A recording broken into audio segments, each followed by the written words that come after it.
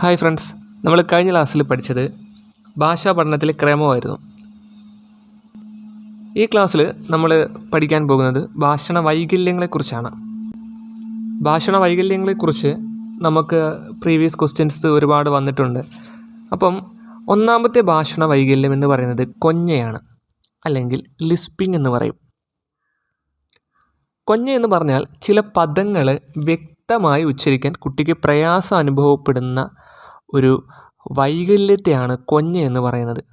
ചില പദങ്ങൾ വ്യക്തമായിട്ട് ഉച്ചരിക്കാൻ കുട്ടിക്ക് കഴിയില്ല, പ്രയാസം നേരിടും. നമുക്കറിയാം, നമ്മുടെ കൂട്ടത്തിൽ നമ്മളിൽ തന്നെ കൊഞ്ഞുള്ളവരുണ്ടായിരുന്നു. ഇപ്പോഴും വലുതാകുന്ന സമയത്തും കൊഞ്ഞുള്ളവരുണ്ട്. കുട്ടിക്കാലത്തെ കൊഞ്ഞ അതേപോലെ നിലനിൽക്കുന്നവരുണ്ട്.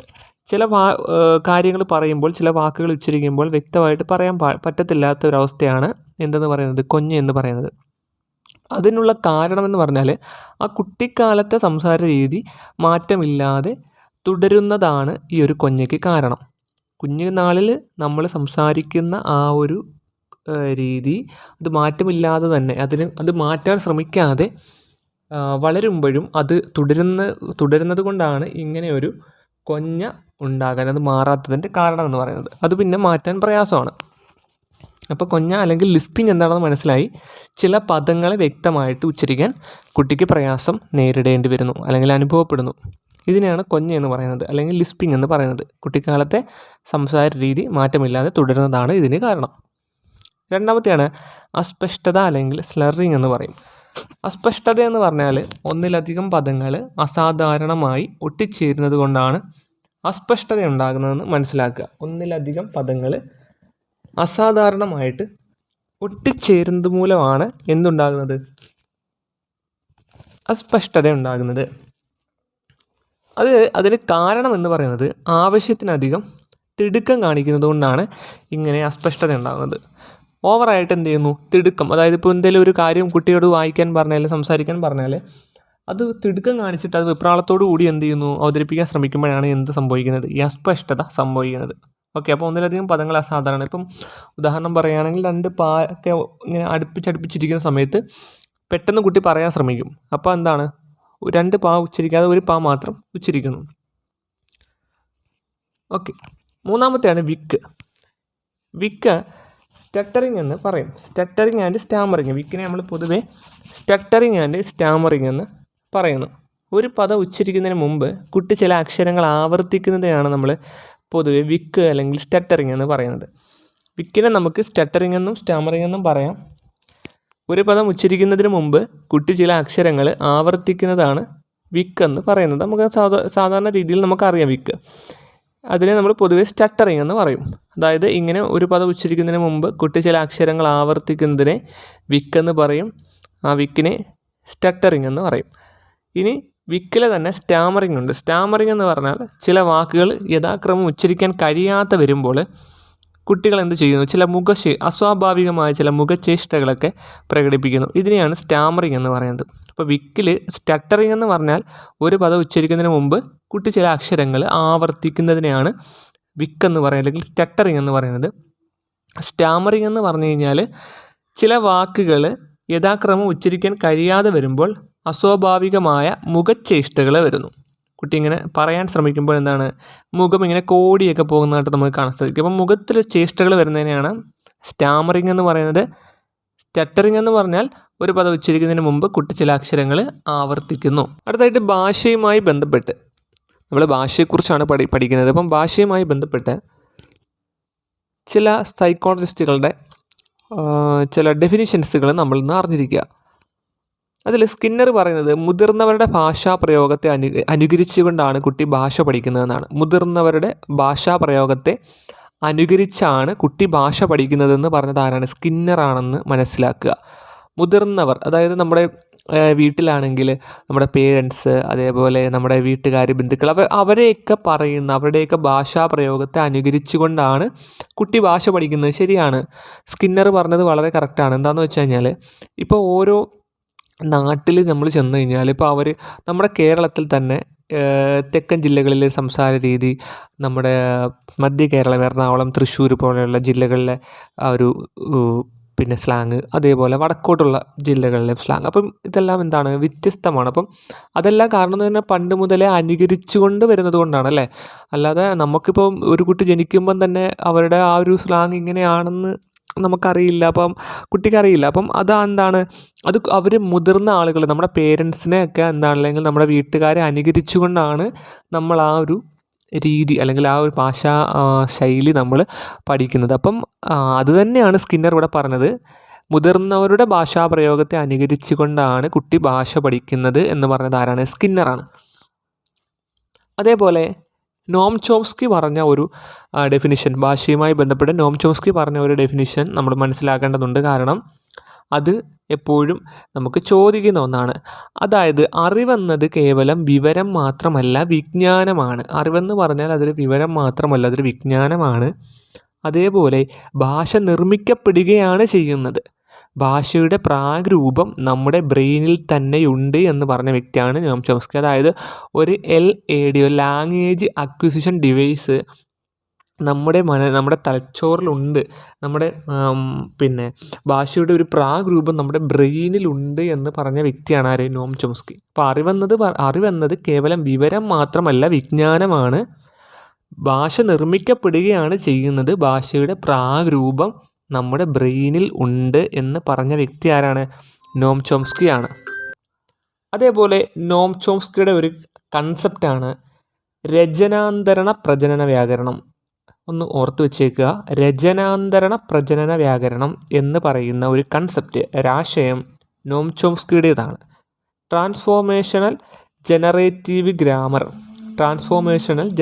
ഗ്രാമർ അല്ലെങ്കിൽ രചനാന്തരണ പ്രജനന വ്യാകരണം എന്ന് പറയുന്നൊരു കൺസെപ്റ്റ് ആരുടേതാണെന്ന് ചോദിച്ചാൽ അത് നോം ചോംസ്കിയുടേതാണെന്ന് അറിഞ്ഞിരിക്കുക. അതേപോലെ വികസനത്തിൻ്റെ വിവിധ ഘട്ടങ്ങളുമായി ബന്ധപ്പെട്ട് വികസനോന്മുഖ പ്രവർത്തികളുടെ പ്രത്യേകതകൾ, ഡെവലപ്മെൻ്റൽ ടാസ്ക് തയ്യാറാക്കിയിട്ടുള്ള വ്യക്തിയാണ് ഹാർവി ഗസ്റ്റ്. അതും മനസ്സിലാക്കണം. വികസനോന്മുഖ പ്രവൃത്തി എന്ന ആശയം, developmental task and education planning എന്ന് പറയുന്ന ഒരു കൺസെപ്റ്റ് സൈക്കോളജിയിൽ അവതരിപ്പിച്ച വ്യക്തിയാണ് ഹാർവി ഗസ്റ്റ് എന്ന് പറയുന്ന സൈക്കോളജിസ്റ്റ്. അതായത് വികസനോന്മുഖ പ്രവൃത്തി എന്ന് പറഞ്ഞാൽ ഒരു വ്യക്തിയുടെ ജീവിതത്തിലെ ഒരു പ്രത്യേക ഘട്ടത്തിൽ അതുമായി ബന്ധപ്പെട്ട് ആവശ്യമായി വരുന്ന പ്രവർത്തനത്തിനെയാണ് വികസനോന്മുഖ പ്രവൃത്തി എന്നതുകൊണ്ട് ഹാർവി ഗസ്റ്റ് ഉദ്ദേശിക്കുന്നത്. ഒരു മനുഷ്യൻ്റെ അല്ലെങ്കിൽ ഒരു വ്യക്തിയുടെ ജീവിതത്തിലെ ഏതെങ്കിലും ഒരു പ്രത്യേക ഘട്ടത്തിൽ, ഒരു പല പ്രതിസന്ധി ഘട്ടങ്ങളായാലും പല പ്രശ്നങ്ങളുടെ ഘട്ടത്തിലായാലും ഓരോ മനുഷ്യനും ജീവിക്കുന്നുണ്ട്. അപ്പോൾ ഓരോ ഘട്ടത്തിലും അതുമായി ബന്ധപ്പെട്ട് ആവശ്യമായിട്ട് വരുന്ന പ്രവർത്തനങ്ങളെയാണ് ഹാർവി ഗസ്റ്റ് വികസനോന്മുഖ പ്രവൃത്തി എന്ന് പറയുന്നത്. ഒരു വ്യക്തിയുടെ ജീവിതത്തിലെ ഒരു പ്രത്യേക ഘട്ടത്തിൽ ആ ഒരു പ്രശ്നത്തിൽ അതുമായി ബന്ധപ്പെട്ട് ആവശ്യമായി വരുന്ന പ്രവർത്തനങ്ങളെയാണ് വികസനോന്മുഖ പ്രവർത്തികളെന്ന് ഹാർവി ഗസ്റ്റ് ഉദ്ദേശിക്കുന്നത്. അത്തരം പ്രശ്നങ്ങളിൽ ഒരു മനുഷ്യൻ കൈക്കൊണ്ട നിലപാടിനനുസരിച്ച് ആ ഒരു നിലപാടുകളിലൂടെ വിജയമാണ് ഉണ്ടാവുന്നതെങ്കിൽ ആ വ്യക്തിയുടെ ആനന്ദത്തിനും പിൽക്കാല പ്രവർത്തനങ്ങളിലൊക്കെ വിജയത്തിന് കാരണമാകുമ്പോൾ, അത്തരം വിജയങ്ങൾക്ക് കാരണമാകുമ്പോൾ ആ ഒരു പ്രവർത്തനത്തെ അവൻ വിജയിച്ചു. അപ്പോൾ അവൻ സമൂഹത്തിൽ വിജയിച്ചു, അവൻ സക്സസ് ആയി, ഒരു സക്സസ് പേഴ്സണായിട്ട് അവൻ മാറി. എന്നാൽ ഒരു വ്യക്തി അത്തരം പ്രവർത്തനങ്ങളിലൂടെ പരാജയപ്പെടുവാണെങ്കിൽ ആ വ്യക്തിക്ക് ജീവിതത്തിൽ അസന്തുഷ്ടി ഉണ്ടാകുന്നു, പിൽക്കാല ജീവിതത്തിൽ അവന് സന്തോഷമില്ലായ്മ ഉണ്ടാകുന്നു, അവൻ സമൂഹത്തിൽ അംഗീകാരമില്ലാത്തവനായി മാറുന്നു, പിൽക്കാല പ്രവർത്തനങ്ങളിലെ പ്രയാസത്തിന് കാരണമാകുന്നു. അപ്പോൾ അവൻ്റെ ജീവിതം എന്നായി സക്സസ് ആയിട്ടില്ല, ഒരു പരാജയപ്പെട്ട വ്യക്തിയായി അവൻ മാറുന്നു എന്നാണ് ഈ ഒരു ഡെവലപ്മെൻ്റൽ ടാസ്കിലൂടെ നമ്മുടെ ഹാർവി ഗസ്റ്റ് ഉദ്ദേശിക്കുന്നത്. വിദ്യാലയ പൂർവ്വഘട്ടത്തിലെ വികസനോന്മുഖ പ്രവർത്തികളെന്നും പ്രാഥമിക വിദ്യാഭ്യാസ ഘട്ടത്തിലെ വികസനോന്മുഖ പ്രവർത്തികളെന്നും സെക്കൻഡറി വിദ്യാഭ്യാസ ഘട്ടത്തിലെ വികസനോന്മുഖ പ്രവർത്തികളെന്നും 3 തരത്തിൽ പട്ടികകൾ ഉണ്ടാക്കിയിട്ടുണ്ട്. ഒരു കുട്ടിയിൽ വിദ്യാലയ പൂർവ്വഘട്ടത്തിൽ എന്തെല്ലാം ഡെവലപ്മെൻ്റൽ ടാസ്കുകളാണ്, എന്തെല്ലാം വികസനോന്മുഖ പ്രവൃത്തികളാണ് അവൻ്റെ ലൈഫിൽ ഉണ്ടാകുന്നത്. നമുക്കറിയാം, ഒരു കുട്ടി സ്കൂളിൽ പോകുന്നതിന് മുമ്പ് അവൻ്റെ ഡെവലപ്മെൻ്റൽ ടാസ്കുകൾ എന്തെല്ലാമായിരിക്കും, അവൻ്റെ വികസനോന്മുഖ പ്രവർത്തികൾ എന്തെല്ലാമായിരിക്കുമെന്ന് നമുക്ക് ഊഹിച്ചെടുക്കാവുന്നതേ ഉള്ളൂ. അതെന്തൊക്കെയാണ് ഹാർവി ഗസ്റ്റ് പറഞ്ഞിരിക്കുന്നത്. വിദ്യാലയ പൂർവ്വഘട്ടത്തിലെ ഒരു കുട്ടിയുടെ വികസനോന്മുഖ പ്രവർത്തികൾ എന്തെല്ലാമാണ് ഹാർവി ഗസ്റ്റ് പറഞ്ഞിട്ടുള്ളതെന്ന് നമുക്കൊന്ന് നോക്കാം. ഒന്നാമതായിട്ട് നടക്കാൻ പഠിക്കൽ. അവൻ നടക്കും അല്ലേ? അവൻ 6 വയസ്സാകുന്നതിന് മുമ്പ് തന്നെ, അവനെ സ്കൂളിൽ കൊണ്ടാക്കുന്നതിന് മുമ്പ് തന്നെ അവൻ നടക്കാൻ പഠിച്ചിരിക്കും. സംസാരിക്കാനും പ്രതികരിക്കാനും അവൻ പഠിച്ചിരിക്കും അല്ലേ? അതും നമുക്കറിയാവുന്ന കാര്യമാണ്. നടക്കാൻ പഠിക്കുന്നു, സംസാരിക്കാനും പ്രതികരിക്കാനും അവൻ പഠിക്കുന്നു, ആഹാരം കഴിക്കാനും വെള്ളവും പാലും കുടിക്കാനും അവൻ പഠിക്കുന്നു, വിസർജ്യ വസ്തുക്കളുടെ വിസർജനം നിയന്ത്രിക്കാൻ അവൻ പഠിക്കുന്നു, യൂറിൻ പാസ് ചെയ്യണമെങ്കിലോ ടോയ്ലറ്റിൽ പോകണമെങ്കിലോ അവന് കൺട്രോൾ ചെയ്യാൻ പറ്റുന്ന ഒരു സിറ്റുവേഷൻ രൂപപ്പെടുന്നു എന്നാണ് ഹാവികസ്ഥത്തിലൂടെ ഉദ്ദേശിക്കുന്നത്. ലിംഗവ്യത്യാസം മനസ്സിലാക്കുക, അത് സാധിക്കുന്നു. ആൺ പെണ്ണെന്നത് എന്താണെന്ന് മനസ്സിലാക്കാനുള്ളൊരു കഴിവ് ആ ഒരു കാലഘട്ടത്തിൽ, വിദ്യാലയ പൂർവ്വഘട്ടത്തിലുണ്ട്, കുട്ടിക്കുണ്ട്. ശാരീരിക സ്ഥിരത കൈവരിക്കുന്നു. എഴുന്നേറ്റ് നിൽക്കാനും അവന് ആവശ്യമുള്ള കാര്യങ്ങൾ ചെയ്യാനും വിദ്യാലയ പൂർവ്വഘട്ടത്തിൽ ഒരു കുട്ടിക്ക് സാധിക്കുന്നു. സാമൂഹികവും കായികവുമായ യാഥാർത്ഥ്യങ്ങളെ സംബന്ധിക്കുന്ന ലളിതാശയങ്ങളുടെ രൂപവൽക്കരണം സാധ്യമാകുന്നത്. സാമൂഹികവും കായികവുമായ യാഥാർത്ഥ്യങ്ങളെ സംബന്ധിക്കുന്ന ലളിതാശയങ്ങളുടെ രൂപവൽക്കരണം സാധ്യമാകുന്നത്. അതായത് സാമൂഹികവുമായിട്ടും അവന് കായികപരമായിട്ട് കളിക്കാനും ഒക്കെയുള്ള ഒരു ശേഷി അവന് കിട്ടുന്നു. അതായത് 6 വയസ്സിന് മുമ്പ് തന്നെ അവന് സാധിക്കുന്നു. മാതാപിതാക്കളോടും സഹോദരങ്ങളോടും മറ്റുള്ളവരോടും ഒരു വൈകാരിക ബന്ധം സ്ഥാപിക്കാനും അവൻ പഠിക്കുന്നു. ശരിയും തെറ്റും തിരിച്ചറിയാൻ പഠിക്കുന്നു. മനസാക്ഷിയെ വികസിപ്പിക്കാൻ പഠിക്കുന്നു. ഇതെല്ലാം നമുക്കറിയാം. ശരിയും തെറ്റും എന്താണെന്ന് തിരിച്ചറിയാൻ ആ ഒരു കാലഘട്ടത്തിലെ കുട്ടിക്ക് സാധിക്കുന്നു അല്ലേ? അതുപോലെ തന്നെ അവൻ്റെ സ്വന്തം മനസാക്ഷിയെ വികസിപ്പിക്കാനും അവനും സാധിക്കുന്നു. നല്ല പ്രവൃത്തിയും ചീത്ത പ്രവൃത്തിയും വേർതിരിച്ചറിയാനും ഈ ഒരു കാലഘട്ടത്തിലെ കുട്ടിക്ക് സാധിക്കുന്നു. അതും നമുക്ക് മനസ്സിലാക്കി ഊഹിച്ച് സ്വന്തമായിട്ട് നമ്മുടെ യുക്തി അനുസരിച്ച് ചിന്തിച്ചെടുക്കാവുന്ന ഒരു കാര്യമാണ് വിദ്യാലയ പൂർവ്വഘട്ടത്തിലെ ഒരു കുട്ടിയുടെ വികസനോന്മുഖ പ്രവർത്തികൾ. രണ്ടാമത്തത് നോക്കി, പ്രാഥമിക വിദ്യാഭ്യാസ ഘട്ടത്തിലെ വികസനോന്മുഖ പ്രവർത്തികൾ.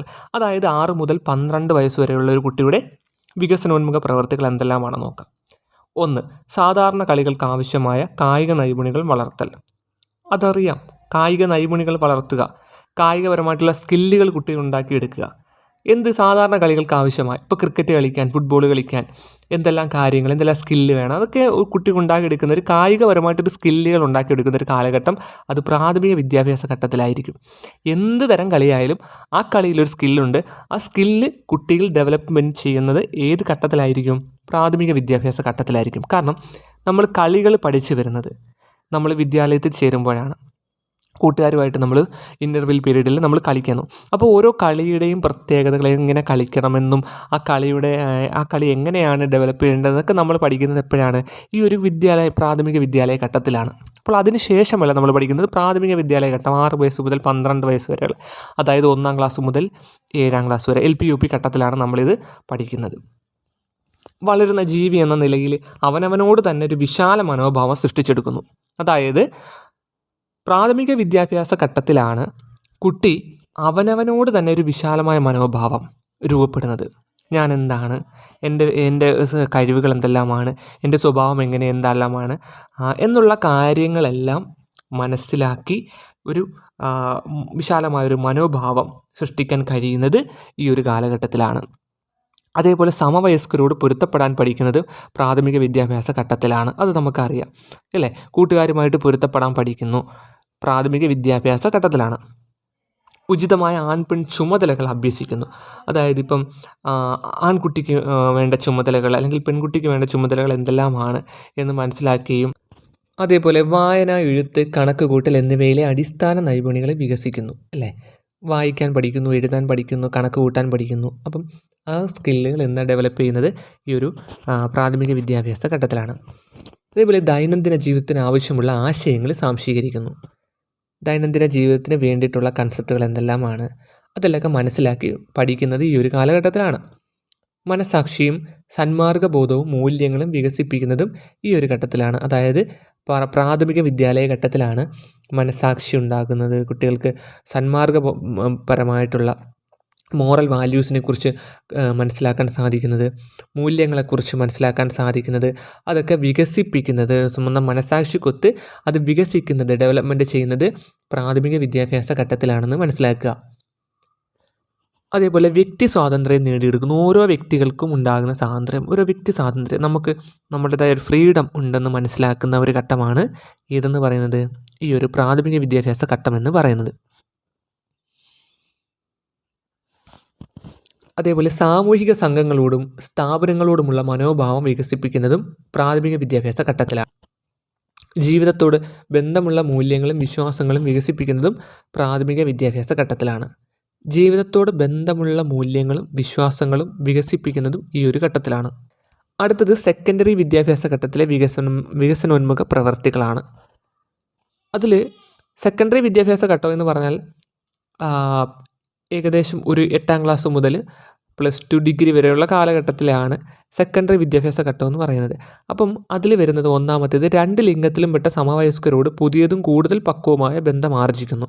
പ്രാഥമിക വിദ്യാലയ ഘട്ടത്തിലെ ബന്ധം പോലെയല്ല, കുറച്ചുകൂടി അവരോട് അടുക്കാനും അടുത്തിടപഴകാനും അവരോട് കൂടുതൽ ഒരു നല്ലൊരു ബന്ധം മെച്ചപ്പെടുത്താനും സാധിക്കുന്നത് സെക്കൻഡറി വിദ്യാഭ്യാസ ഘട്ടത്തിലാണ്. അത് നമുക്കറിയാവുന്നൊരു കാര്യമാണ് അല്ലേ.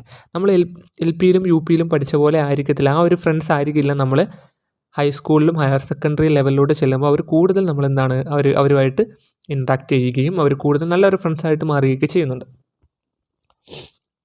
അതേപോലെ പ്രവർത്തനങ്ങളിൽ ആൺ പെൺ ചുമതലകൾ നിർവഹിക്കാനുള്ള കഴിവ് ആർജിക്കുന്നു. സ്കൂളിലെ പ്രധാനപ്പെട്ട കാര്യങ്ങൾ അല്ലെങ്കിൽ എന്തെങ്കിലും കാര്യങ്ങളിലൊക്കെ ഏർപ്പെടാൻ ആൺകുട്ടികളോട് പറയുമ്പോൾ അവർ അത് ഏറ്റെടുത്ത് ചെയ്യുന്നു. പെൺകുട്ടികൾക്ക് നടപ്പിലാക്കാൻ പറ്റുന്ന കാര്യങ്ങൾ അവരും ഏറ്റെടുത്ത് ചെയ്യുന്നു. അപ്പോൾ അങ്ങനെയുള്ള കാര്യങ്ങളെല്ലാം വരുന്നത് സെക്കൻഡറി വിദ്യാഭ്യാസ ഘട്ടത്തിലാണ്. അതേപോലെ അവനവൻ്റെ ബാഹ്യരൂപത്തെ അംഗീകരിക്കാനും ശരീരത്തെ കാര്യക്ഷമമായിട്ട് ഉപയോഗിക്കാനും പഠിക്കുന്നത് സെക്കൻഡറി വിദ്യാഭ്യാസ ഘട്ടത്തിലാണ്. അപ്പോൾ എൻ്റെ സൗന്ദര്യം, എൻ്റെ ബാഹ്യരൂപം എങ്ങനെയാണ്, എൻ്റെ പൊക്കം, എൻ്റെ ആരോഗ്യം തുടങ്ങിയ കാര്യങ്ങളിലൊക്കെ ഒരു ബോധമുണ്ടാകുവാനും അതിനെ മനസ്സിലാക്കുവാനും അതിനെ അംഗീകരിക്കാനും പഠിക്കുന്നത് ഈ ഒരു ഘട്ടത്തിലാണ്. സാമ്പത്തിക സ്വാതന്ത്ര്യം ഉറപ്പുവരുത്തുന്നു. എൻ്റെ ഫിനാൻഷ്യലി ബാക്ക്ഗ്രൗണ്ട് എങ്ങനെയാണ്, എൻ്റെ ഫിനാൻഷ്യൽ ബാക്ക്ഗ്രൗണ്ട് എന്താണ് എന്നുള്ളൊരു ബോധം കുട്ടിക്ക് നല്ലവണ്ണം ഉണ്ടാകുന്നത് ഈ ഒരു കാലഘട്ടത്തിലാണ്. മാതാപിതാക്കളിൽ നിന്നും മറ്റു മുതിർന്നവരിൽ നിന്നും വൈകാരിക സ്വാതന്ത്ര്യം കൈവരിക്കാൻ തുടങ്ങുന്നതും അല്ലെങ്കിൽ ആ ഒരു ടാസ്ക് ഡെവലപ്പ് ചെയ്യുന്നത് ഈ ഒരു സെക്കൻഡറി വിദ്യാഭ്യാസ ഘട്ടത്തിലാണ്. യുക്തമായ ഒരു തൊഴിൽ തിരഞ്ഞെടുക്കലും അതിന് തയ്യാറെടുക്കലും. അതായത് എനിക്ക് ഇത് പഠിച്ചു കഴിഞ്ഞാൽ ഇന്ന തൊഴിലോട്ട് എൻ്റെ അഭിരുചി അനുസരിച്ചിട്ട് എനിക്ക് ഇന്ന തൊഴിലാണ് കിട്ടാൻ ആപ്റ്റായിട്ടുള്ളത്, എനിക്ക് ആ ഒരു തൊഴിലോട്ട് പോകണം, അല്ലെങ്കിൽ എനിക്കൊരു തൊഴിൽ വേണം, ഇങ്ങനെയൊക്കെ ചിന്തിക്കാൻ തുടങ്ങുന്നത് സെക്കൻഡറി കാലഘട്ടത്തിലാണ്. വിവാഹത്തിനും കുടുംബജീവിതത്തിനും തയ്യാറെടുക്കുന്നു. അതൊക്കെ നമുക്കറിയാം സെക്കൻഡറി വിദ്യാഭ്യാസ കാലഘട്ടത്തിന് ശേഷമായിരിക്കും അതൊക്കെ വരുന്നത്. പൗരത്വ ശേഷികൾ ആർജിക്കാൻ വേണ്ട ആശയങ്ങളും ഭൗതിക നൈപുണ്യങ്ങളും വികസിപ്പിക്കുന്നു. ഒരു പൗരന് വേണ്ട ശേഷികൾ എന്തെല്ലാമാണെന്നും അതിനെ ആർജിക്കാൻ വേണ്ട ആശയങ്ങൾ എന്തെല്ലാമാണ്, അതിൻ്റെ ഭൗതിക നൈപുണികൾ വികസിപ്പിക്കാൻ തുടങ്ങുന്നത് അതൊക്കെ അത്രയും ആ ഒരു സെക്കൻഡറി കാലഘട്ടത്തിലും അതിനുശേഷവുമായിരിക്കുന്നത് നമുക്ക് ഊഹിച്ചെടുക്കാവുന്നതേ ഉള്ളൂ. സാമൂഹികമായ ഉത്തരവാദിത്തം പ്രകടിപ്പിക്കുന്ന വ്യവഹാരങ്ങൾ ആഗ്രഹിക്കലും അവ ആർജിക്കലും. സാമൂഹികമായിട്ട് ഉത്തരവാദിത്തം പ്രകടിപ്പിക്കുന്ന ഒരു മുതിർന്ന പൗരൻ എന്ന നിലയിൽ എന്തെല്ലാം ഉത്തരവാദികൾ തനിക്കുണ്ട് എന്നും അത് വികസിപ്പിക്കാൻ തുടങ്ങുന്നതൊക്കെ ഈ ഒരു കാലഘട്ടത്തിന് ശേഷമാണ്. സമൂഹത്തിൻ്റെ മാനദണ്ഡങ്ങൾക്കൊത്തുള്ള വ്യവഹാരത്തിന് മാർഗദർശനം നൽകുന്ന മൂല്യസംഘാതം ഉൾക്കൊള്ളുന്നു. ഇതും നമുക്ക് മനസ്സിലാക്കാവുന്നതേ ഉള്ളൂ സെക്കൻഡറി വിദ്യാഭ്യാസ ഘട്ടത്തിൽ അതിനുശേഷം ഉണ്ടാകുന്ന ഒരു ഡെവലപ്മെൻറ്റൽ ടാസ്കുകളാണെന്ന്. അപ്പോൾ ഇത്രയും കാര്യങ്ങൾ ഹാവിഗസ്റ്റ് പറഞ്ഞ അല്ലെങ്കിൽ ഹാവിഗസ്റ്റിൻ്റെ വികസനോന്മുഖ പ്രവർത്തികൾ ഡെവലപ്മെൻറ്റ് ടാസ്കുമായി ബന്ധപ്പെട്ട ഇത്രയും ഒരു വികസനോന്മുഖ പ്രവർത്തികൾ വിദ്യാലയ പൂർവ്വഘട്ടത്തിൽ നടക്കുന്നത് ഏതാണെന്ന് ചോദിച്ചിട്ടുണ്ട്. കേട്ടനൊക്കെയാണ് സാധാരണ കണ്ടുവരുന്നത്. വിദ്യാലയ പൂർവ്വഘട്ടത്തിൽ ഉണ്ടാകുന്ന വികസനോന്മുഖ പ്രവർത്തികൾ താഴെ പറയുന്നതിൽ ഏതാണ്, അല്ലെങ്കിൽ പ്രാഥമിക വിദ്യാഭ്യാസ ഘട്ടത്തിലെ വികസനോന്മുഖ പ്രവർത്തികളിൽ പെടാത്തത് ഏത്, സെക്കൻഡറി വിദ്യാഭ്യാസ ഘട്ടത്തിലെ വികസനോന്മുഖ പ്രവൃത്തി താഴെ പറയുന്നതിൽ ഏതാണ്, അങ്ങനെ ചോദ്യം വരാറുണ്ട്. അപ്പോൾ ഇത് ജസ്റ്റ് നമ്മൾ മനസ്സിലാക്കി വെച്ച് അടുത്തതായിട്ട് നമ്മൾ പഠിക്കാൻ പോകുന്ന അബ്രഹാം മാസ്ലോയുടെ മാനസിക ആവശ്യങ്ങളാണ്, സൈക്കോളജിക്കൽ നീഡ്സാണ്. ഒരു കുട്ടിക്ക് ലഭിക്കേണ്ട മാനസിക ആവശ്യങ്ങൾ എന്തെല്ലാമാണെന്നാണ് അബ്രഹാം മാസ്ലോ പറയുന്നത്. ഒന്നാമത്തേത് വാത്സല്യം. ശിശുവിൻ്റെ വികസനത്തിന് വാത്സല്യം അല്ലെങ്കിൽ സ്നേഹം ആവശ്യമാണ്. സ്നേഹം കിട്ടാതിരുന്നു കഴിഞ്ഞാൽ ആ കുട്ടിയിൽ എന്തുണ്ടാകുന്നു, ഉത്കണ്ഠ ഉണ്ടാകുന്നു, ആങ്സൈറ്റി ഉണ്ടാകുന്നു എന്നാണ് നമ്മുടെ അബ്രഹാം മാസ്ലോ പറയുന്നത്. അപ്പം ഒരു കുട്ടിക്ക് എന്ത് വേണം, വാത്സല്യം അല്ലെങ്കിൽ സ്നേഹം കിട്ടിയിരിക്കണം. അങ്ങനെ വാത്സല്യമോ സ്നേഹമോ ഒക്കെ കിട്ടാത്ത കുട്ടികൾ അവർക്ക് എന്തുണ്ടാകുന്നു, ഉത്കണ്ഠ അല്ലെങ്കിൽ ആങ്സൈറ്റി എന്ന് പറയുന്ന ഡിപ്രഷൻ അവരിൽ ഉണ്ടാകുന്നു എന്ന് അദ്ദേഹം പറയുന്നു. സ്നേഹത്തിലൂടെ സുരക്ഷാബോധമൊക്കെ കിട്ടുന്നതിലൂടെ ആ കുട്ടിയുടെ മാനസിക ആരോഗ്യം വർദ്ധിക്കുകയാണ് ചെയ്യുന്നത്. സ്വാഭാവികമായിട്ടും നമുക്ക് മനസ്സിലാക്കാവുന്ന കാര്യമാണ്. അബ്രഹാം മാസ്ലോയുടെ മാനസിക ആവശ്യങ്ങൾ രണ്ടാമത്തേതാണ് സുരക്ഷാബോധം. താൻ സുരക്ഷിതനാണ്, താൻ സംരക്ഷിതനാണെന്നൊരു ബോധം കുട്ടിക്കുണ്ടായിരിക്കണം. അതായത് എന്ത് വന്നു കഴിഞ്ഞാലും തന്നെ പ്രൊട്ടക്റ്റ് ചെയ്യാൻ ആരുണ്ട്, തൻ്റെ പേരൻസ് ഉണ്ട്, തനിക്ക് പ്രൊട്ടക്റ്റ് ചെയ്യാൻ ആളുകളുണ്ട് എന്നുള്ളൊരു ബോധം കുട്ടിക്കുണ്ടായില്ലെങ്കിൽ ആ കുട്ടി ഒരു സുരക്ഷാബോധം കിട്ടാത്ത കുട്ടി ആയതുകൊണ്ട് തന്നെ സാമൂഹിക വ്യവഹാരങ്ങളിൽ നിന്നൊക്കെ ആ കുട്ടി പിൻവലിയാൻ കാരണമാകുന്നു. സാമൂഹികമായിട്ടും തൻ്റെ സമൂഹത്തിലേക്ക് ഇറങ്ങിച്ചെന്ന് പ്രവർത്തിക്കാനും ഒക്കെ ഒരു ഉൾവലിയലും ഒരു പേടിയും ഒക്കെ ആ കുട്ടിക്ക് ആ ജീവിത കാലയളവിൽ തന്നെ ഉണ്ടാകുന്നു എന്നാണ് അബ്രഹാം മാസ്ലോ പറയുന്നത്. അപ്പം ഒരു കുട്ടിക്ക് എന്തൊക്കെ വേണം? വാത്സല്യം ഉണ്ടായിരിക്കണം, വാത്സല്യം കിട്ടിയിരിക്കണം, ആ കുട്ടിക്ക് സുരക്ഷാബോധം കിട്ടിയിരിക്കണം. മൂന്നാമത്തേത് ഒരു കുട്ടിക്ക് അംഗീകാരം ലഭിച്ചിരിക്കണം. അതായത് എല്ലാ കുട്ടികളും അംഗീകാരം ആഗ്രഹിക്കുന്നുണ്ട്. എല്ലാ കുട്ടികളും അംഗീകാരം ആഗ്രഹിക്കുന്നുണ്ട്. അംഗീകാരം നിഷേധിക്കപ്പെട്ടാൽ അല്ലെങ്കിൽ അംഗീകാരം ലഭിക്കാത്ത ഒരു കുട്ടിയെ സംബന്ധിച്ചിടത്തോളം ആ കുട്ടി സാമൂഹ്യ വിരുദ്ധമായ വ്യവഹാരങ്ങളൊക്കെ ഏർപ്പെടും. അപ്പോൾ അംഗീകാരം ലഭിക്കാത്ത ഒരു കുട്ടി സാമൂഹിക വ്യവഹാരങ്ങളിൽ നിന്നും പിൻവലിയുകയും അത് സാമൂഹ്യ വിരുദ്ധമായ പ്രവർത്തനങ്ങളിൽ ഏർപ്പെടാൻ ആ കുട്ടിയെ പ്രേരിപ്പിക്കുകയും ചെയ്യും. ഓക്കെ, അപ്പോൾ അംഗീകാരം എല്ലാ കുട്ടികൾക്കും ലഭിച്ചിരിക്കണമെന്ന് മനസ്സിലാക്കുക. അതേപോലെ സ്വാതന്ത്ര്യം, കുട്ടികൾ നിയന്ത്രണങ്ങളെയൊക്കെ ചെറുക്കുന്നുണ്ട്. അവർക്ക് അവരുടേതായ ഫ്രീഡം കൊടുക്കേണ്ടതായിട്ടുണ്ട്. മറ്റുള്ളവരുടെ ഇടപെടലുകളൊന്നുമില്ലാതെ സ്വതന്ത്രമായിട്ട് പ്രവർത്തിക്കാനാണ് കുട്ടിക്കിഷ്ടം. അപ്പം കുട്ടിയുടെ ഫ്രീഡം കുട്ടിക്ക് നൽകണം. അങ്ങനെ ഫ്രീഡം കിട്ടാതെ വളരുന്ന കുട്ടികൾ ഒരുപാട് ഡിപ്രഷനുകളും കാര്യങ്ങളൊക്കെ അനുഭവിക്കേണ്ടതായിട്ട് വരുമെന്നാണ് അബ്രഹാം മാസ്ലോ പറയുന്നത്. അപ്പം അബ്രഹാം മാസ്ലോയുടെ മാനസിക ആവശ്യങ്ങൾ, സൈക്കോളജിക്കൽ നീഡ്സിൽ പറയുന്ന 4 കാര്യങ്ങൾ: 1, വാത്സല്യം, കുട്ടിക്ക് വാത്സല്യം അല്ലെങ്കിൽ സ്നേഹം കിട്ടിയിരിക്കണം. 2, സുരക്ഷാബോധം കിട്ടിയിരിക്കണം. സുരക്ഷാബോധം കിട്ടാത്ത ഒരു കുട്ടി സാമൂഹ്യ വ്യവഹാരങ്ങളിൽ നിന്ന് പിൻവലിയുന്നു. 3, കുട്ടിക്ക് അംഗീകാരം ലഭിച്ചിരിക്കണം. അംഗീകാരം ലഭിക്കാത്ത ഒരു കുട്ടി സാമൂഹ്യ വിരുദ്ധമായ വ്യവഹാരങ്ങളിലൊക്കെ ഏർപ്പെടാറുണ്ട്. 4, സ്വാതന്ത്ര്യം, കുട്ടിക്ക് സ്വാതന്ത്ര്യം ലഭിച്ചിരിക്കണം. അബ്രഹാം മാസ്ലോയുടെ അഭിപ്രേരണ ക്രമമാണ് നമ്മൾ അടുത്തായിട്ട് പഠിക്കാൻ പോകുന്നത്. അതിൽ അദ്ദേഹം പ്രധാനമായിട്ടും 5 അഭിപ്രേരണ ക്രമങ്ങളാണ്, 5 ഘട്ടങ്ങളായിട്ട് അദ്ദേഹം അഭിപ്രേരണ ക്രമത്തെ തരംതിരിക്കുന്നുണ്ട്. ഒന്നാമതായിട്ട് പറയുന്നത് ശാരീരിക ആവശ്യങ്ങളാണ്. അതായത് ഒരു കുട്ടിക്ക് ലഭിച്ചിരിക്കേണ്ട ശാരീരിക ആവശ്യങ്ങൾ, അതിനെ കായിക ആവശ്യങ്ങളെന്ന് നമുക്ക് പറയാം. അതായത് ആഹാരം, ജലം, ഉറക്കം, വിശ്രമം, ഈ 4 കാര്യങ്ങളാണ് പ്രധാനമായിട്ടും നമ്മളുടെ ഫിസിയോളജിക്കൽ നീഡ് അല്ലെങ്കിൽ ശാരീരിക ആവശ്യങ്ങളിൽ വരുന്നത്. ആഹാരം, ജലം, ഉറക്കം, വിശ്രമം. നമുക്കറിയാം, ആഹാരമുണ്ടെങ്കിലേ നമുക്ക് ജീവിക്കാൻ സാധിക്കുള്ളൂ, ജലമുണ്ടെങ്കിലേ നമുക്ക് നമ്മുടെ ജീവൻ നിലനിൽക്കുള്ളൂ, ശരിയായ ഉറക്കമുണ്ടെങ്കിലേ നമ്മുടെ ജീവൻ നിലനിൽക്കൂ, അതേപോലെ വിശ്രമം. ഈ 4 കാര്യങ്ങൾ, നമ്മുടെ കായികപരമായിട്ടുള്ള ഈ 4 കാര്യങ്ങൾ ഉണ്ടെങ്കിൽ മാത്രമേ നമ്മുടെ ശാരീരിക ആവശ്യങ്ങൾ നിറവേറ്റത്തുള്ളൂ. നമ്മുടെ ശരീരത്തിന് നമുക്ക് ജീവിക്കാൻ ആവശ്യമായ ആരോഗ്യം കിട്ടണമെങ്കിൽ നമ്മുടെ ശരീരത്തിന് ഈ 4 ഘടകങ്ങൾ വേണം, 4 കാര്യങ്ങൾ വേണം: ആഹാരം, ജലം, ഉറക്കം, വിശ്രമം. ഈ 4 കാര്യങ്ങളില്ലെങ്കിൽ നമ്മുടെ ശാരീരിക ആവശ്യങ്ങളൊന്നും നിറവേറ്റാൻ സാധിക്കില്ല. നമ്മുടെ ആരോഗ്യം മോശമാവും, നമ്മുടെ ജീവൻ അത് ഭീഷണിയാവും. രണ്ടാമത്തേതാണ് സ്വയം രക്ഷയുമായി ബന്ധപ്പെട്ട ആവശ്യങ്ങൾ. സ്വയം രക്ഷയുമായി ബന്ധപ്പെട്ട ആവശ്യങ്ങൾ അതിൽ പറയുന്നത്, അതിൽ വേണ്ട കാര്യങ്ങൾ നമ്മുടെ ശരീരം, അതേപോലെ ജോലി, വിഭവങ്ങൾ, സമ്പത്ത്, ആരോഗ്യം. ഈ 5 കാര്യങ്ങളാണ് നമുക്ക് സ്വയരക്ഷയുമായി ബന്ധപ്പെട്ട ആവശ്യങ്ങളിൽ വേണ്ടത്. അതായത് നമ്മുടെ ശരീരത്തിന് എന്തെങ്കിലും അസുഖം വന്നാൽ അതിനെ റിക്കവർ ചെയ്യാൻ സാധിക്കണം. അതേപോലെ പ്രശ്നങ്ങളൊന്നും ഉണ്ടാവാതെ ഇരിക്കാം, ശരീരം നല്ല രീതിയിൽ ഇരുന്നാൽ മാത്രമേ നമുക്ക് പറ്റുകയുള്ളൂ. അതേപോലെ നമുക്ക് എന്ത് വേണം? ഒരു ജോലി വേണം. നമുക്ക് ജീവിക്കാൻ എന്ത് വേണം? ഒരു ജോലി വേണം. അതേപോലെ വിഭവങ്ങൾ വേണം, അതേപോലെ സമ്പത്ത് വേണം, അതേപോലെ ആരോഗ്യവും വേണം. അപ്പോൾ ഇത്രയും കാര്യങ്ങളുണ്ടെങ്കിൽ സ്വയം രക്ഷയുമായി ബന്ധപ്പെട്ട ആവശ്യങ്ങളെല്ലാം നിറവേറുമെന്നാണ് അബ്രഹാം മാസ്ലോ പറയുന്നത്. ആരോഗ്യം വേണം. ആരോഗ്യമുണ്ടെങ്കിൽ മാത്രമേ നല്ല ഒരു ശരീരം ഉണ്ടാവുകയുള്ളൂ, അല്ലെങ്കിൽ ആരോഗ്യമുണ്ടെങ്കിൽ മാത്രമേ നമുക്ക് ജോലി എടുക്കാൻ സാധിക്കുകയുള്ളൂ. അങ്ങനെ ഒരു ജോലി എടുത്താൽ മാത്രമേ നമുക്ക് സമ്പത്ത് കിട്ടത്തുള്ളൂ. അങ്ങനെ സമ്പത്ത് കിട്ടിയെങ്കിൽ മാത്രമേ നമ്മൾ നല്ല വിഭവങ്ങൾ ഉണ്ടാവുകയുള്ളൂ. അപ്പം എന്തുണ്ടാവണം? നല്ലൊരു ആരോഗ്യം വേണം, ശരീരം വേണം, നല്ലൊരു ജോലി വേണം, വിഭവങ്ങൾ ഉണ്ടാവണം, സമ്പത്ത് വേണം. എങ്കിൽ മാത്രമേ സ്വയം രക്ഷയുമായി ബന്ധപ്പെട്ട ആവശ്യങ്ങൾ നിറവേറൂ. മൂന്നാമത്തേതാണ് സ്നേഹം, സ്വന്തം എന്ന ബോധം എന്നീ ആവശ്യങ്ങൾ. നമുക്ക് പറയാൻ, നമ്മളെ സ്നേഹിക്കാൻ, നമ്മുടെ സ്വന്തമാണെന്നുള്ള ബോധം ഉണ്ടാക്കിയെടുക്കാൻ വേണ്ടിയിട്ടുള്ള നല്ലൊരു കുടുംബം, നല്ലൊരു സൗഹൃദങ്ങൾ വേണം, നല്ല കുടുംബം വേണം, നല്ല സൗഹൃദങ്ങൾ വേണം, നല്ല കുടുംബം വേണം. എന്നെങ്കിൽ മാത്രമേ നല്ലൊരു ബന്ധം അല്ലെങ്കിൽ നല്ലൊരു സ്നേഹം, സ്വന്തം എന്ന ബോധം എന്നീ ആവശ്യങ്ങൾ നിറവേറുള്ളൂ എന്നാണ് അബ്രഹാം മാസ്ലോ പറയുന്നത്. നല്ല സൗഹൃദങ്ങളും നല്ലൊരു കുടുംബവും ഉണ്ടെങ്കിൽ, നല്ലൊരു കുടുംബാന്തരീക്ഷവും ഉണ്ടെങ്കിൽ മാത്രമേ സ്നേഹം, സ്വന്തം എന്ന ബോധം എന്നീ ആവശ്യങ്ങൾ നിറവേറൂ എന്നാണ് അബ്രഹാം മാസ്ലോ പറയുന്നത്. നാലാമത്തേതാണ് അഭിമാനവുമായി ബന്ധപ്പെട്ട ആവശ്യങ്ങൾ.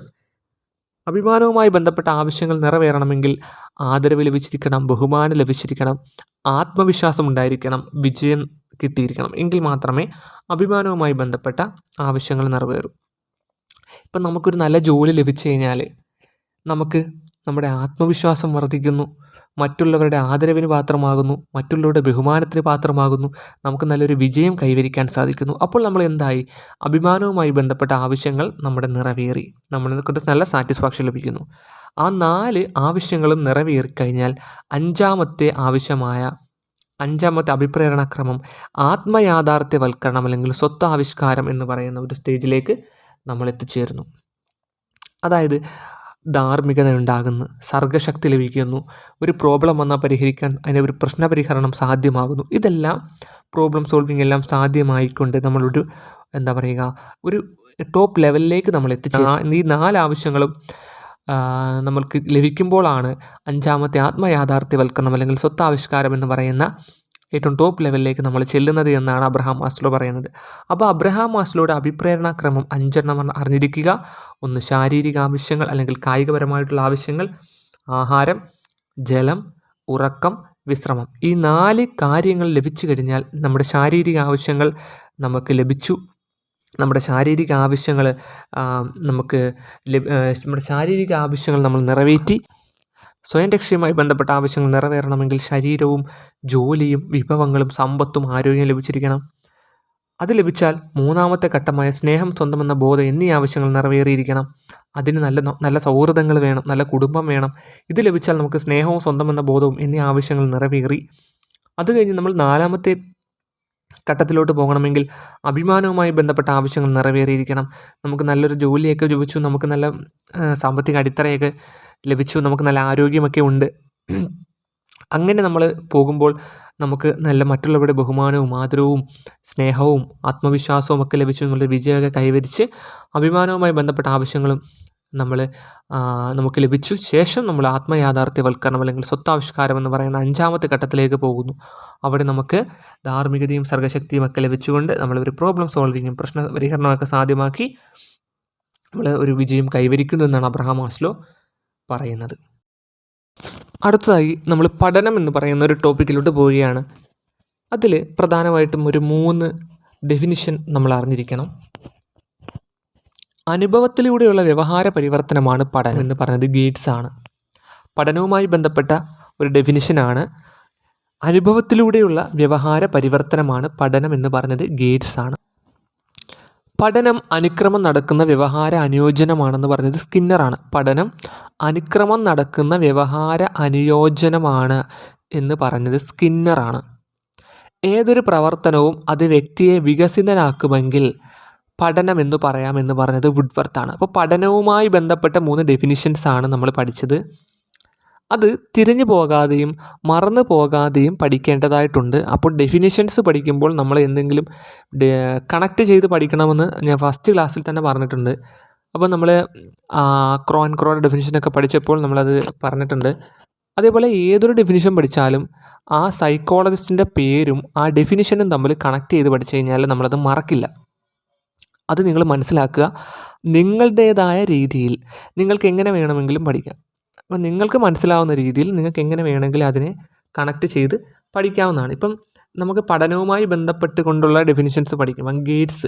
ഗേറ്റ്സിനെ നമുക്ക് ഗേറ്റായിട്ട്, വീട്ടിൻ്റെയൊക്കെ ഗേറ്റില്ലേ, ഗേറ്റായിട്ട് കണക്ട് ചെയ്യും. വെള്ളപ്പൊക്കം ഉണ്ടായ സമയത്തൊക്കെ വീട്ടിലേക്ക് ആരും പ്രവേശനമില്ലാന്ന് എഴുതിയ ഗേറ്റുകൾ ആ വെള്ളത്തിൽ മുങ്ങി ഇങ്ങനെ നിൽക്കുന്ന ഒരു ഫോട്ടോ ഒക്കെ നമ്മൾ കണ്ടിട്ടുണ്ട്. അപ്പം ആ വീട്ടിലെ ആർക്കും പ്രവേശനമില്ല. അപ്പം ആ വീട്ടിലുള്ളവരെ ഹെൽപ്പ് ചെയ്യാൻ വേണ്ടിയിട്ട് പുറമേ നിന്നുള്ളവരെന്ത് ചെയ്യണം, അകത്തോട്ട് പ്രവേശിക്കുന്നു. അപ്പോൾ അത് നമുക്കൊരു അനുഭവം വരുന്നല്ലേ. അപ്പോൾ അങ്ങനെ വേണമെങ്കിൽ നമുക്ക് ഗേറ്റ്സ് ആണ് ഇങ്ങനെ പറഞ്ഞിട്ടുള്ള അനുഭവത്തിലൂടെയുള്ള വ്യവഹാര പരിവർത്തനമാണ്. വ്യവഹാരത്തെ പരിവർത്തനം ചെയ്യുന്നു, സ്വഭാവത്തെ മാറ്റിയെടുക്കുന്നു. അങ്ങനെയുള്ള പരിവർത്തനമാണ് പഠനമെന്ന് നമുക്ക് അത്തരത്തിലുള്ള രീതിയിൽ ഓർത്തെടുക്കാൻ സാധിക്കും. അതേപോലെ പഠനം അനുക്രമം നടക്കുന്ന വ്യവഹാര അനുയോജനമാണ് യോജിപ്പിക്കുന്നത്. നമ്മൾ സ്കിന്നിലെ അല്ലേ, ഇപ്പം സ്കിന്നിലൊക്കെ എന്തെങ്കിലും ഒരു പ്രശ്നം വന്നു കഴിഞ്ഞാൽ ഓപ്പറേഷനൊക്കെ ചെയ്യും. ഓപ്പറേഷൻ കണ്ടീഷനൊക്കെ സ്കിന്നറാണ് നമ്മൾ പറഞ്ഞല്ലോ. ഓപ്പറേഷനൊക്കെ ചെയ്യുന്ന സമയത്ത് യോജിപ്പിക്കുന്നത്, സ്കിന്നിനെ തമ്മിൽ യോജിപ്പിച്ചുകൊണ്ടല്ലേ അത് ചെയ്യുന്നത്. അപ്പോൾ അങ്ങനെ വേണമെങ്കിൽ നമുക്ക് പഠനം അനുക്രമം നടക്കുന്നൊരു വ്യവഹാര അനുയോജനമാണ്. അങ്ങനെ കണക്ട് ചെയ്ത് പഠിക്കാൻ പറ്റും. അത് സ്കിന്നറാണെന്ന് ഓർത്തിരിക്കുക. അതേപോലെ ഏതൊരു പ്രവർത്തനവും അത് വ്യക്തിയെ വികസിതനാക്കുമെങ്കിൽ പഠനമെന്ന് പറയുന്നത് വുഡ്വർത്ത് ആണ്. അടുത്തായിട്ട് നമ്മൾ പഠിക്കാൻ പോകുന്നത് പഠനവക്രം അല്ലെങ്കിൽ ലേണിംഗ് കർവാണ്. ഇതും ഒരുപാട് തവണ ചോദിച്ചിട്ടുള്ളതാണ് ലേണിംഗ് കർവ് അല്ലെങ്കിൽ പഠനവക്രം. എന്താണ് പഠനവക്രം എന്ന് നമുക്ക് നോക്കാം.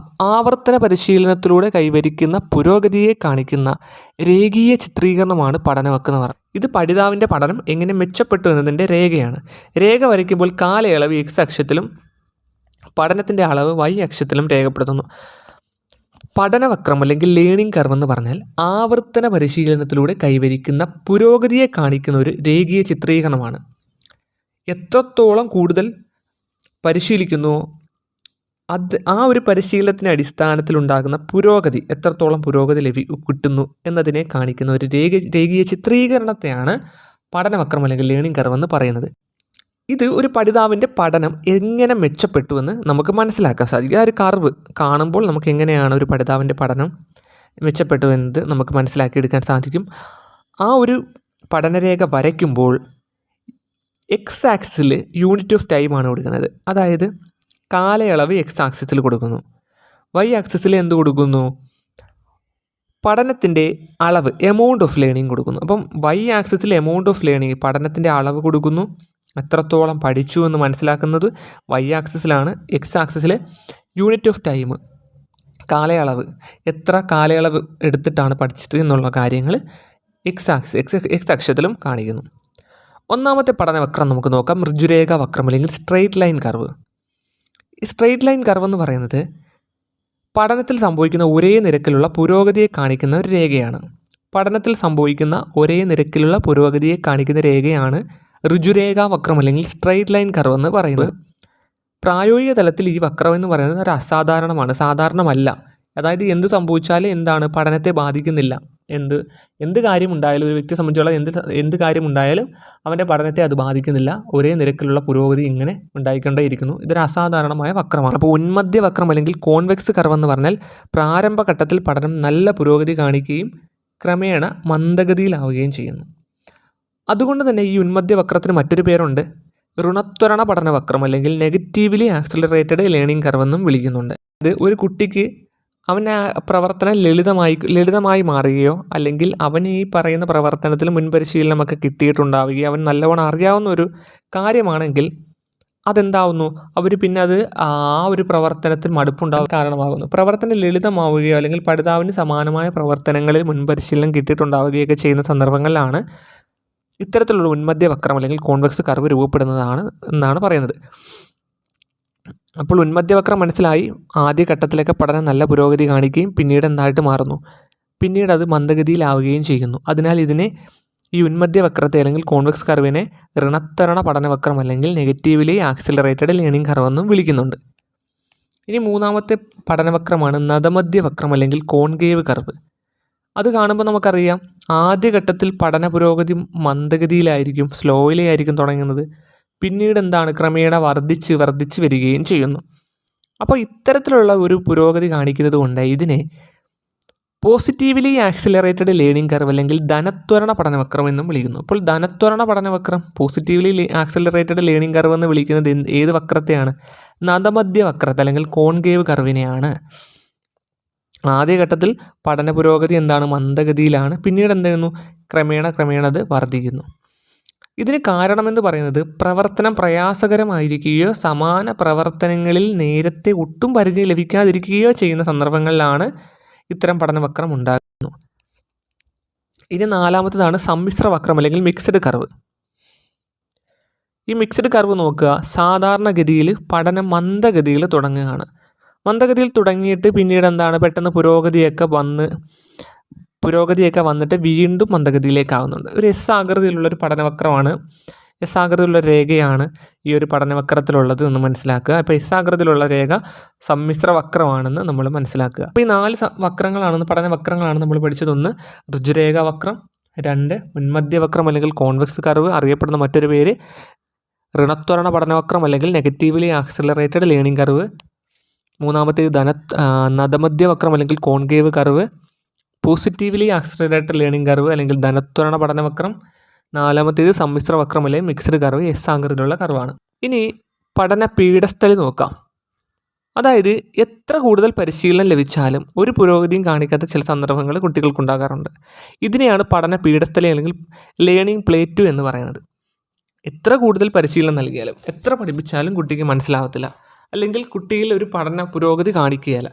അതിനെയാണ് നമ്മൾ ലേണിംഗ് പ്ലേറ്റ് അല്ലെങ്കിൽ പഠന പീഠസ്ഥലി എന്ന് പറയുന്നത്. അതായത് അത് പുതിയ കാര്യങ്ങൾ പഠിക്കുമ്പം പഴയ കാര്യങ്ങൾ മറന്നു പോകുന്ന ഒരവസ്ഥയാണ് ഇതെന്ന് പറയുന്നത്. പുതിയ കാര്യങ്ങൾ പഠിച്ചുകൊണ്ടിരിക്കുമ്പോൾ എന്താണ്, പഴയ പഠിച്ച കാര്യങ്ങളെല്ലാം മറന്നു പോകുന്നു. ഇതിന് ഒരു പ്രധാനപ്പെട്ട കാരണങ്ങളുണ്ട്. മാനസികമായ തളർച്ച കുട്ടിക്കുണ്ടാകുമ്പോൾ, അല്ലെങ്കിൽ കുട്ടിക്ക് എന്തെങ്കിലും രോഗാവസ്ഥ ഉണ്ടാകുമ്പോൾ, കുട്ടികൾക്ക് പ്രതികൂല പരിസ്ഥിതി ഉണ്ടാകുമ്പോൾ, കുട്ടികൾക്ക് താല്പര്യമില്ലാത്ത അവസ്ഥ ഉണ്ടാകുമ്പോൾ, തെറ്റായ പരിശീലന ശൈലി നൽകുമ്പോൾ, ശ്രദ്ധാ വ്യതിചലനം ഉണ്ടാകുമ്പോൾ, ഇതെല്ലാം കാരണം കൊണ്ട് ഇത്തരത്തിലുള്ളൊരു ലേണിംഗ് പ്ലേറ്റ് പീഠസ്ഥലി ഉണ്ടാകാമെന്നാണ് പറയുന്നത്. ഓക്കെ, അപ്പോൾ നമ്മൾ പഠനവക്രങ്ങളാണ് ഇത്രയും നേരം പഠിച്ചത്. അത് പഠനവക്രം സിമ്പിളാണ്, നിങ്ങൾക്ക് മനസ്സിലായെന്ന് കരുതുന്നു.